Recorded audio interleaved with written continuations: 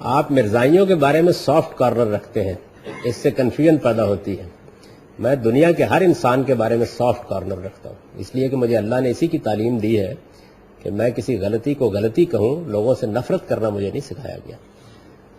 ہمیں ان سے اختلاف ہے کہ انہوں نے ایک غلط دعوے پر مبنی نبوت کو مان لیا ہے، اس اختلاف کو ہم بیان کرتے ہیں، اور اس میں جس استدلال کو میں نے ان کے سامنے پیش کیا ہے یہ واقعہ ہے کہ اس سے پہلے اس طریقے سے کبھی بھی پیش نہیں کیا گیا، اور میں اس کا اللہ ہی کا شکر ادا کرتا ہوں۔ تو میرا کام وہ ہے، یہ نہیں ہے کہ میں کسی سے نفرت کروں۔ میں یہ سمجھتا ہوں کہ ان کو ہمیں انسان سمجھ کر، اپنے بھائی سمجھ کر دین کی طرف بلانا چاہیے، اور اگر ہم غلط رویے اختیار نہ کرتے تو ان کی آئندہ نسلیں دین کے دامن میں آ چکی ہوتی۔ ہمارے غلط رویوں نے اور متشددانہ رویوں نے، بلکہ پرسیکیوشن تک پہنچے ہوئے رویوں نے، میں آپ کو ذاتی تجربہ بتا رہا ہوں کہ ان کی آئندہ نسلوں کو اپنے مذہب پر محکم کیا، اور جو طریقہ ہم نے اختیار کیا، ہمارا خیال یہ تھا کہ ہم ان کو ملک سے نکال رہے ہیں، اس کا ان کو فائدہ ہوا ہے، ان کو لندن میں ایک بڑا مرکز قائم کرنے کا موقع ملا، اور ساری دنیا میں وہ اینٹینا کے ذریعے سے، ڈش کے ذریعے سے پہنچ رہے ہیں۔ تو یہ ہماری غلطیاں ہیں، یعنی جذبات میں آنا کوئی چیز نہیں، آپ دائی بنیے، اللہ کا پیغام پہنچائیے اور دلوں کے اندر اس پیغام کو اتاریے۔ کیا ایک جھوٹے نبی کو ماننے والا اسلام کے دائرے میں شامل رہتا ہے؟ جی اسلام کے دائرے سے تو ہم نے ان کو نکال دیا، آپ نے ایک قانون بنا دیا اور دائرے سے نکال دیا۔ سوال یہ کہ اس کے بعد اب آپ مارنے نکلیں گے ان کو؟ ایک کام آپ نے کر دیا، بس ختم کیجئے اس کو۔ اب دعوت دیجئے، پیغام دیجئے، اللہ کا پیغام پہنچائیے۔ اور یہ جو اسلام کے دائرے میں نکالنے کا عمل ہے، میں آپ سے عرض کروں کہ کتنی چیزیں ہیں جو اس سے پہلے ہمارے ہاں لوگوں نے کی۔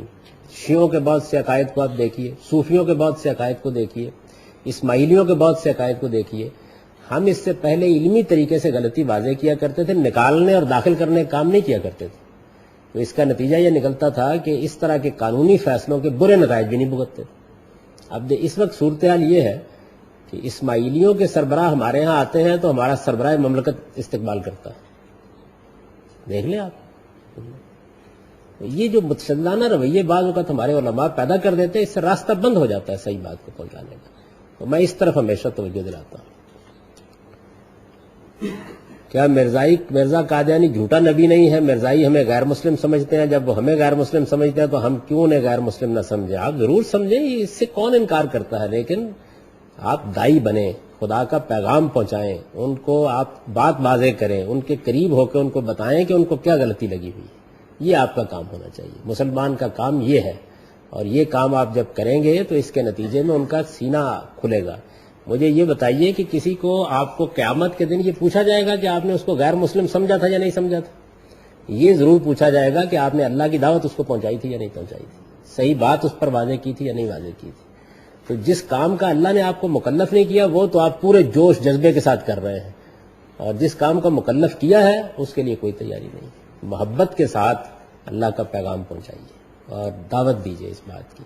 تو میں اس کی طرف توجہ دلاتا ہوں۔ میں ان کا جو نقطہ نظر ہے یا جو انہوں نے نبوت کا دعویٰ کیا ہے، بلکہ بہت سے لوگ تو بہت سی نبوتوں کو مانتے ہیں، میرا حال تو یہ ہے کہ میں رسول اللہ صلی اللہ علیہ وسلم کے بعد کسی الہام، کسی القاء، کسی کشف کا بالکل قائل نہیں۔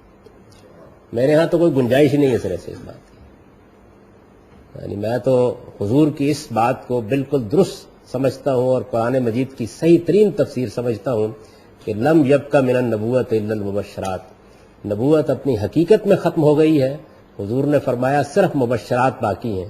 پوچھا گیا وہ کیا ہوتے ہیں یا رسول اللہ؟ فرمایا رویا الرجل الصالح، کسی اچھے نیک آدمی کو کوئی خواب آ جائے، بس ہر چیز ختم ہو گئی ہمیشہ کے لیے۔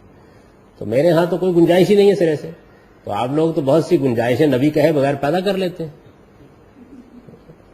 اس وجہ سے کسی معاملے میں یہ دیکھنا چاہیے کہ کسی آدمی کی رائے کیا ہے۔ میں نبوت کے بارے میں یہ رائے رکھتا ہوں کہ اس کا دروازہ ہمیشہ کے لیے آخری درجے میں بند ہو گیا، اس لیے میرے ہاں اس معاملے میں کسی نرم گوشے کا تو کوئی سوال ہی نہیں۔ لیکن مجھے صحیح بات کہنے کے لیے اللہ تعالیٰ نے مکلف کیا ہے، دعوت کے لیے مکلف کیا ہے، اس کا مکلف نہیں ٹھہرایا کہ میں لوگوں سے نفرت کروں۔